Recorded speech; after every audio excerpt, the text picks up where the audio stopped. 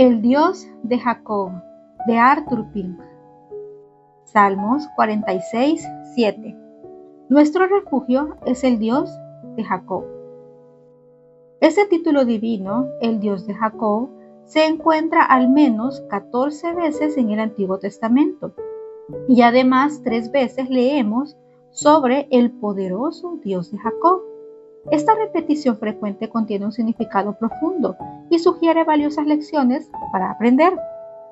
Nunca leemos sobre el Dios de Moisés, el Dios de Josué o el Dios de Salomón. Entonces, ¿por qué Dios se ha identificado a sí mismo con Jacob?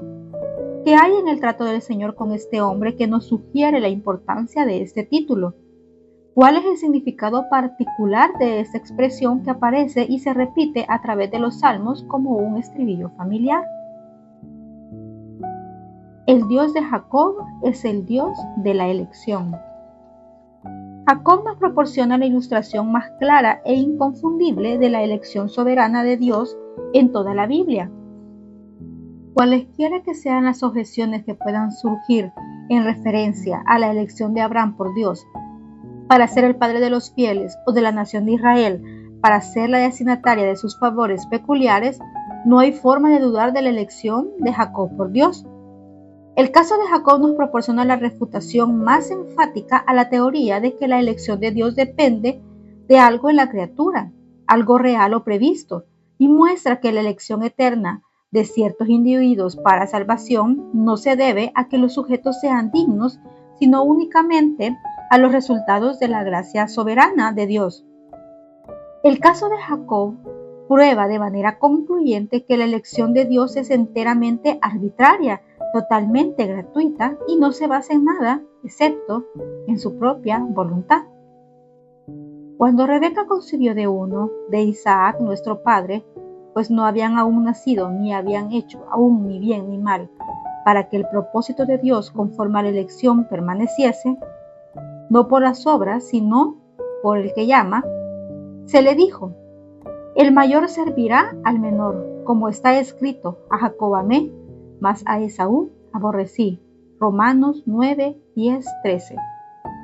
Entonces el Dios de Jacob es el Dios que elige a uno y pasa por alto a otro. Él es quien ejerce y exhibe su propia voluntad soberana. Él es aquel que se muestra a sí mismo como el Altísimo gobernando en el cielo y la tierra y disponiendo de sus criaturas de acuerdo con su propio propósito eterno. Él es aquel que destaca los objetos más inverosímiles e indignos para convertirlos en vasos de gloria. Sin embargo, Él es aquel que, necesariamente, actúa siempre en armonía con sus propias perfecciones. La elección no es, como algunos han supuesto, dura e injusta, sino una provisión misericordiosa de parte de Dios. Si no hubiera elegido a algunos desde el principio para salvación, todos hubieran perecido. Si antes de la fundación del mundo no hubiera elegido a ciertos para que fueran conformes a la imagen de su Hijo, la muerte de Cristo habría sido en vano en lo que respecta a la raza humana. Reducida a sus términos más simples, la elección significa que Dios me eligió a mí antes de yo elegirlo a Él. Nuestro Señor dijo: no me elegiste vosotros a mí, sino que yo os elegí a vosotros. Juan 15, 16. Nosotros le amamos a Él porque Él nos amó primero. Elección significa que antes de nacer, sí, antes de la fundación del mundo, yo fui elegido en Cristo y predestinado a un lugar dentro de la familia de Dios. Elección significa que creímos porque Él nos dispuso en el día de su poder. La elección entonces despoja a la criatura de todo mérito, quita todo motivo de jactancia, nos deja indefensos en el polvo y atribuye toda la gloria a Dios. El Dios de Jacob es el Dios de toda gracia. Si alguna vez hubo un hombre que ilustró en su propia persona que Dios ha elegido lo vil y lo menospreciado del mundo, ese fue Jacob. De acuerdo con la carne, no había nada de atractivo o llamativo en él. Egoísta, maquinador, engañoso, traicionero, mentiroso. Era un personaje muy desagradable. ¿Qué había en él para atraer el amor de Dios? Absolutamente nada. Deberíamos haber pensado que Esaú era un sujeto más apto para los favores de Dios, pero los pensamientos de Dios no son nuestros pensamientos, ni sus caminos son nuestros caminos. Las cosas espirituales están ocultas a los sabios y prudentes y les son reveladas a los niños. Los fariseos, con su autojustificación, son pasados por alto, mientras que los publicanos y las rameras son llevados a participar del banquete del Evangelio. Los ricos son ignorados, mientras que a los pobres se les predica el Evangelio. Esaú es odiado, mientras que el gusano de Jacob es amado con un amor eterno e insondable. La fuerza completa de este título divino, el Dios de Jacob, solo puede ser entendida a través de un estudio cuidadoso de las experiencias del patriarca. La primera vez que vemos a Dios entrar en su vida es esa noche memorable en Betel, un fugitivo de la casa de su padre, huyendo de la ira de su hermano, probablemente sin pensar en Dios en lo absoluto. El hijo de Isaac llegó a un cierto lugar y durmió allí, porque ya el sol se había puesto, y tomó de las piedras de aquel paraje y puso a su cabecera y se acostó en aquel lugar. Génesis 28:11. Cuando lo vemos ahí, dormido sobre el suelo desnudo, obtenemos una imagen sorprendente del hombre en su estado natural. El hombre nunca está tan desamparado como cuando está dormido. Fue mientras estaba en esta condición que Dios se le apareció y le dijo: Yo soy Jehová, el Dios de Abraham tu padre, y el Dios de Isaac. La tierra en que estás acostado te la daré a ti y a tu descendencia. He aquí, yo estoy contigo, y te guardaré por donde quiera que fueres, y volveré a traerte a esa tierra, porque no te dejaré hasta que haya hecho todo lo que te he dicho. Génesis 28, 13 y 15. El Dios de Jacob entonces es el único que encontró a Jacob cuando no tenía nada y cuando no merecía nada más que ira, y quien le dio todo. Ciertamente felices son aquellos que tienen a Dios como su Dios. El Dios de Jacob es el Dios de infinita paciencia.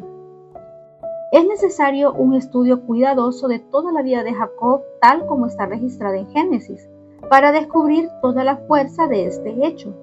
Ahora, solo podemos llamar la atención sobre los eventos principales de esa vida, dejando que nuestros lectores resuelvan los detalles por sí mismos. Decir que Jacob era por naturaleza un personaje despreciable y que como creyente vivió una vida que deshonraba a Dios, es una declaración bien conocida por todos los estudiantes de la Biblia. Pero lo que deseamos enfatizar, particularmente a este respecto, es la continua y maravillosa paciencia de Dios al tratar con su hijo descarriado. Al momento de su nacimiento, Dios dio a conocer el hecho de que Jacob iba a tener la porción del primogénito. Sin embargo, en lugar de esperar el tiempo indicado de Dios y su manera de asegurarle su herencia, Jacob recurrió a métodos innobles y deshonestos para obtenerla por sí mismo. El cuadro presentado en Génesis 27 es verdaderamente patético. En resumen, los hechos fueron los siguientes. Dios le anunció a Rebeca que Esaú serviría a su hermano menor Jacob, lo cual fue el equivalente a decir que Dios le había prometido a Jacob el lugar y la porción del primogénito. Ahora, Esaú era el hijo favorito de Isaac, quien se rebeló contra la idea de que Jacob fuera exaltado por encima de él. Entonces, inmediatamente concibe un complot.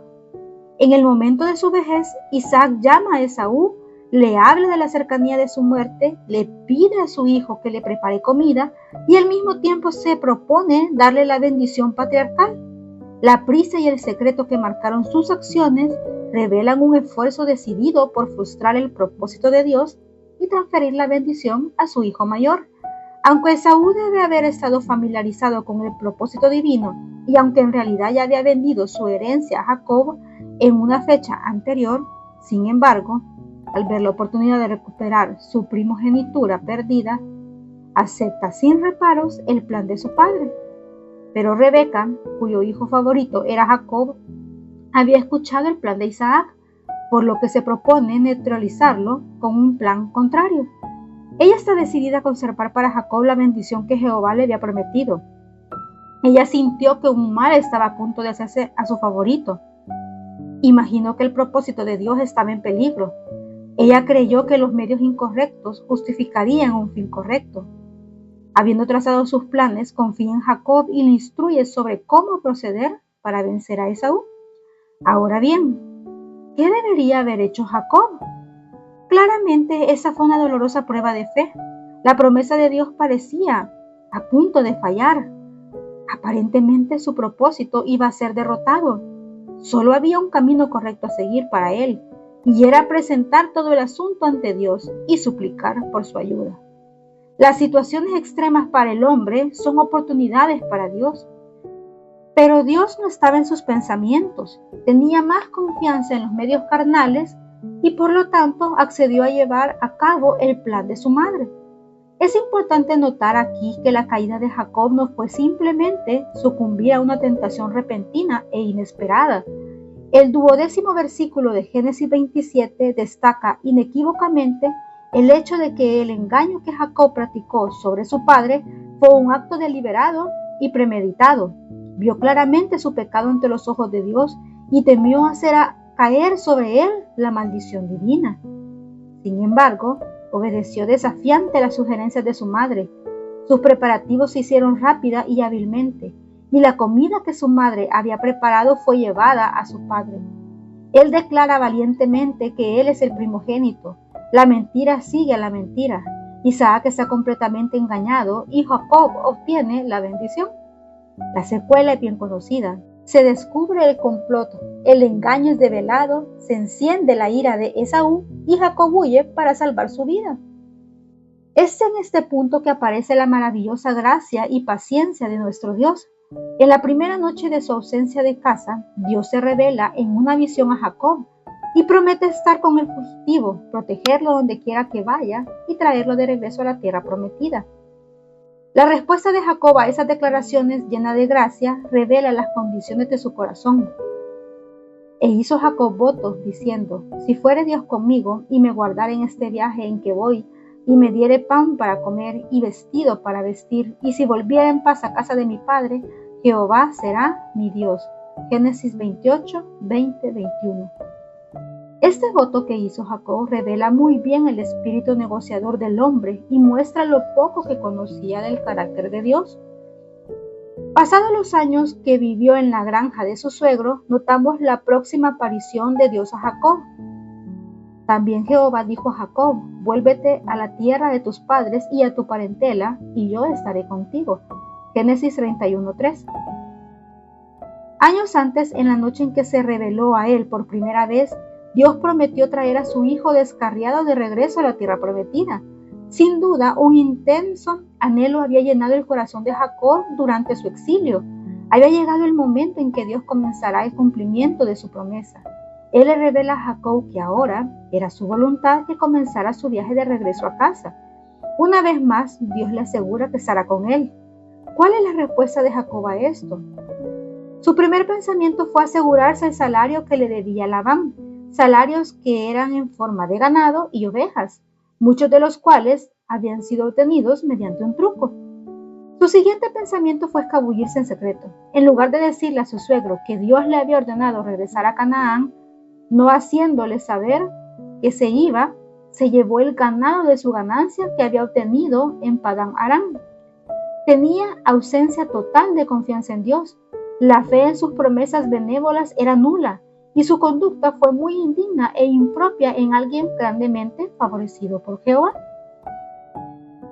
Jacob siguió su camino y le salieron al encuentro ángeles de Dios. Y dijo Jacob cuando los vio: campamento de Dios es este, y llamó el nombre de aquel lugar Mahanaim. Génesis 32, 1, 2. Esa fue una de las tiernas misericordias y provisiones de Dios para el camino. Un viaje largo y difícil esperaba a Jacob, y de este modo el Señor le asegura a su hijo que ángeles estarían con él. Pero tan pronto como esos visitantes celestiales aparecieron y desaparecieron, Jacob se olvida de ellos por completo y actúa como si no existieran. Y envió Jacob mensajeros delante de sí a Esaú su hermano, a la tierra de Seir, campo de Edom, y les mandó diciendo: así diréis a mi señor Esaú, así dice tu siervo Jacob: con Labán he morado y me he tenido hasta ahora, y tengo vacas, asnos, ovejas y siervos y siervas, y envió a decirle a mi Señor para hallar gracia en tus ojos. Mientras viaja hacia la tierra de Canaán, la memoria revive y la conciencia trabaja. Piensa en el hermano al que ha agraviado y siente miedo. Usted puede decir que eso es bastante natural. Es cierto, Jacob había sido un incrédulo, pero Dios le había prometido estar con él y traerlo de regreso a la tierra de sus padres, y él podía lidiar con Esaú. Pero nuevamente vemos que Dios no estaba en sus pensamientos, tenía más confianza en su propia sabiduría y sus propios recursos que en la ayuda divina. El mensaje que le envió a Esaú estaba completamente por debajo de la dignidad de un hijo de Dios.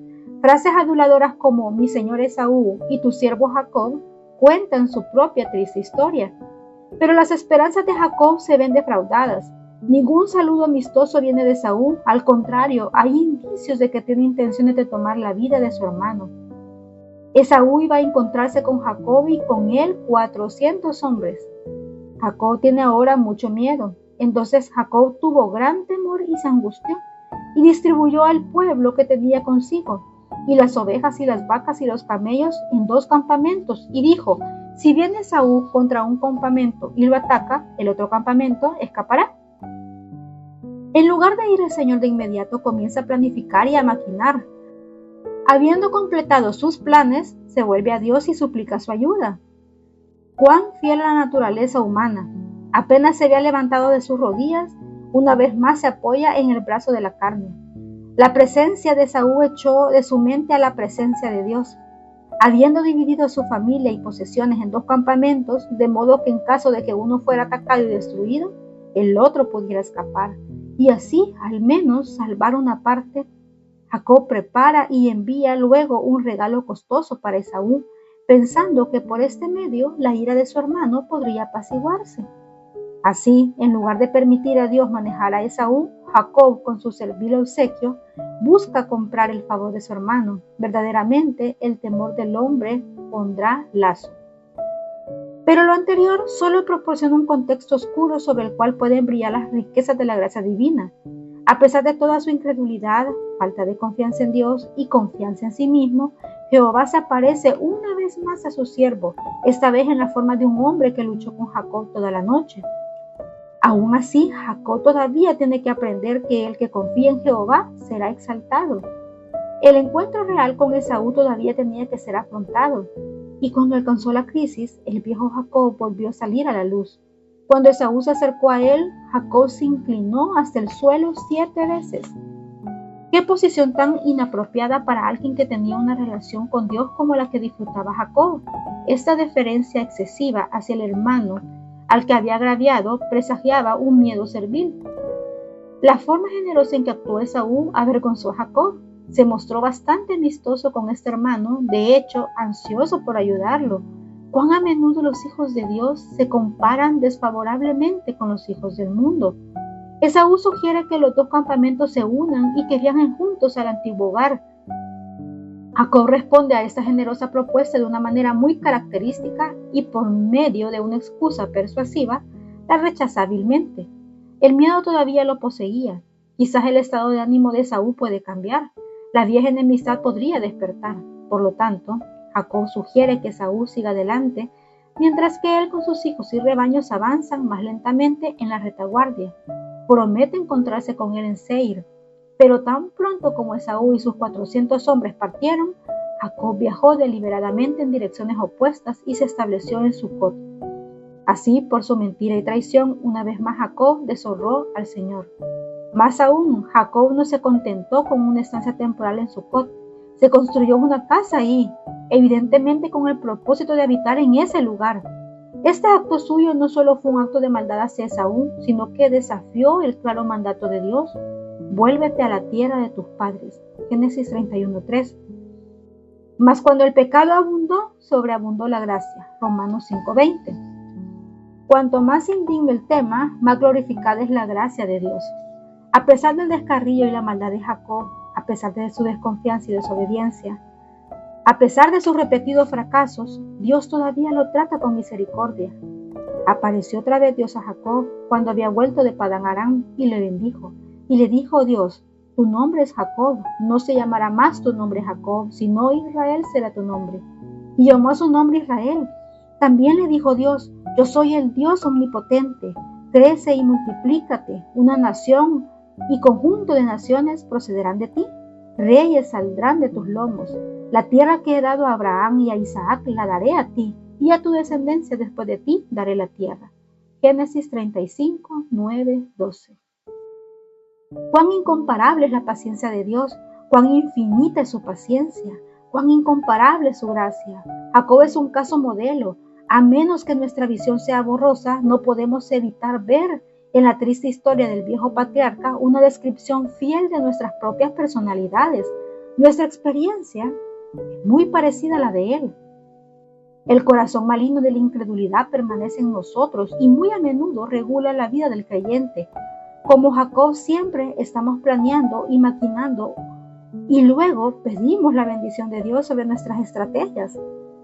Al igual que con Jacob, Dios se nos ha aparecido una y otra vez, nos ha alegrado con sus promesas, nos ha libertado de la mano del enemigo, nos ha guiado por su espíritu, nos ha protegido con sus ángeles, pero seguimos entristeciéndolo y deshonrándolo. Somos lentos para aprender. Las nuevas crisis siempre dan como resultado nuevos fracasos. Pero bendito sea su nombre, que el Dios de Jacob es nuestro Dios. Él nos soporta con infinita paciencia, sufre nuestra torpeza con maravillosa paciencia. Él nunca nos deja ni nos abandona. Él está con nosotros hasta el final. Felices, 3 veces felices, los que pueden decir: el Dios de Jacob es nuestro refugio. El Dios de Jacob es el Dios del poder transformador.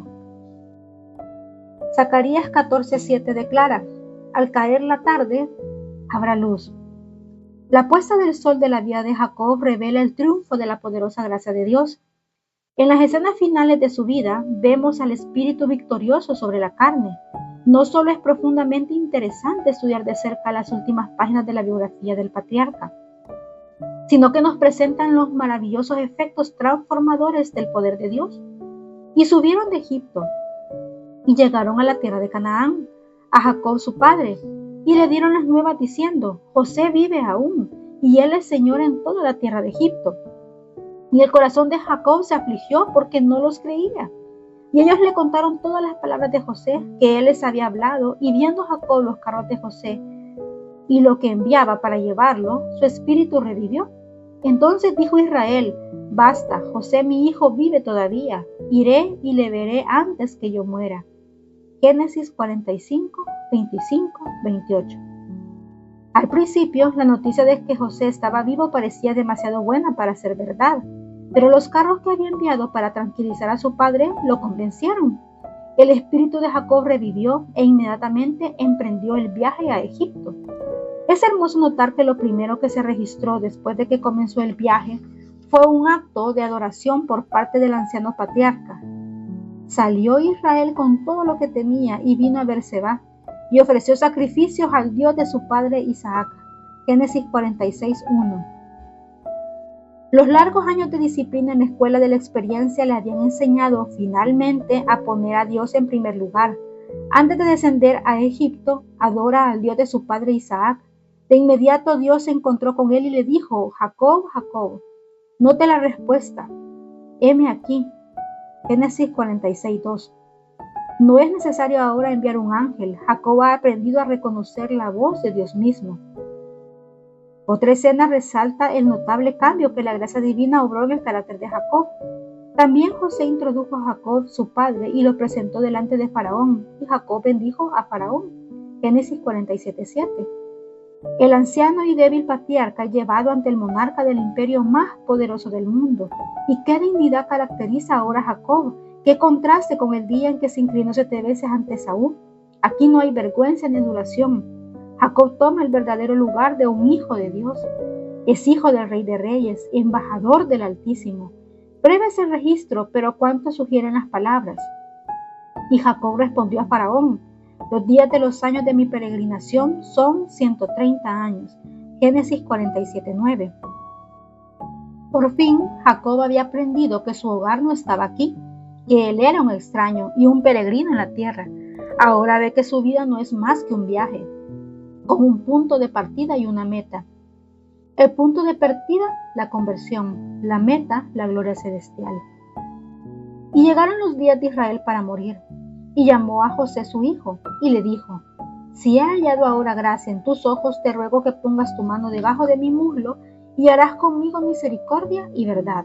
Te ruego que no me entierres en Egipto, mas cuando duerma con mis padres me llevarás de Egipto, y me sepultarás en el sepulcro de ellos. Génesis 47, 29, 30. Una vez más vemos las evidencias del cambio que se había producido en Jacob. Esa petición suya de no ser enterrado en Egipto, sino en Canaán, lleva consigo mucho más de lo que parece. Dios había prometido muchos años antes darle a Jacob y a su simiente la tierra de Canaán, y ahora la promesa es aceptada. Jacob nunca había poseído la tierra, y ahora está muriendo en un país extraño. Pero él sabe que la palabra de Dios es verdadera, y su fe evidentemente espera la resurrección. Por fin, el pecado que nos asedia fácilmente, la incredulidad, se deja a un lado y la fe triunfa. Esto se confirma con las palabras que siguen inmediatamente. Y José le juró. Entonces Israel se inclinó sobre la cabecera de la cama. Génesis 47:31. La palabra inclinó significa adoración. Por la fe, Jacob al morir bendijo a cada uno de los hijos de José y adoró apoyado sobre el extremo de su bordón. Este relato se encuentra en Génesis 48. A lo largo de ese capítulo vemos cómo Dios estaba ahora en todos los pensamientos de Jacob y cómo sus promesas son el sostén de su corazón. Le cuenta a José cómo Dios se le apareció en luz y cómo había prometido darle la tierra de Canaán a él y a su descendencia para posesión eterna. Habló de Dios como aquel que me redimió de todo mal. Dejando a un lado las inclinaciones de la carne y la voluntad del hombre, el propio deseo de José, Jacob se inclina ante la voluntad de Dios y por fe bendice a los hijos de José y puso a Efraín antes de Manasés. Después de bendecir a los hijos de José, Jacob se vuelve hacia el padre de ellos y dice: he aquí yo muero, pero Dios estará con vosotros y os hará volver a la tierra de vuestros padres. Qué improbable parecía esto. José estaba ahora completamente ubicado y establecido en Egipto. Ya Jacob no está caminando más por vista. Su confianza ahora era firme y con una fe inquebrantable. Capta las promesas de Dios, que su simiente heredará Canaán, y habla con un corazón lleno de una tranquila seguridad. La última escena, Génesis 49, presenta un clímax apropiado y demuestra el poder de la gracia de Dios. Toda la familia está reunida en torno al patriarca moribundo y uno a uno los bendice. A lo largo de su vida anterior, Jacob se ocupó únicamente de sí mismo, pero al final se ocupa únicamente de los demás. En los días pasados él estaba principalmente preocupado por planificar las cosas presentes, pero ahora no ha pensado más que en cosas futuras. Una palabra aquí es profundamente instructiva: tu salvación esperé, oh Jehová. Vimos al comienzo de su vida que esperar era algo completamente ajeno a su naturaleza. En lugar de esperar a que Dios le asegurara la primogenitura prometida, buscó obtenerla él mismo. Pero ahora ha aprendido la lección más difícil de todas. La gracia le ha enseñado ahora a esperar. En verdad, mas la senda de los justos es como la luz de la aurora, que va en aumento hasta que el día es perfecto. Proverbios 4:18. Para resumir, Dios tomó a Jacob como aquel a través de quien podía mostrar su gracia y poder de la mejor manera. ¿Qué más adecuado para mostrar su gracia que el mayor de los pecadores? ¿A quién tomará para exhibir su poder sino al que por naturaleza era el más intratable? Nuestro refugio es el Dios de Jacob. Él es el Dios de la elección soberana, el Dios de la gracia incomparable, el Dios de la paciencia infinita, el Dios del poder transformador. Este es aquel con quien tenemos que tratar, aquellos de nosotros que ya hemos pasado de muerte a vida. Ya sabemos algo de su maravillosa gracia y sorprendente paciencia, que podamos experimentar más y más de su gran poder transformador.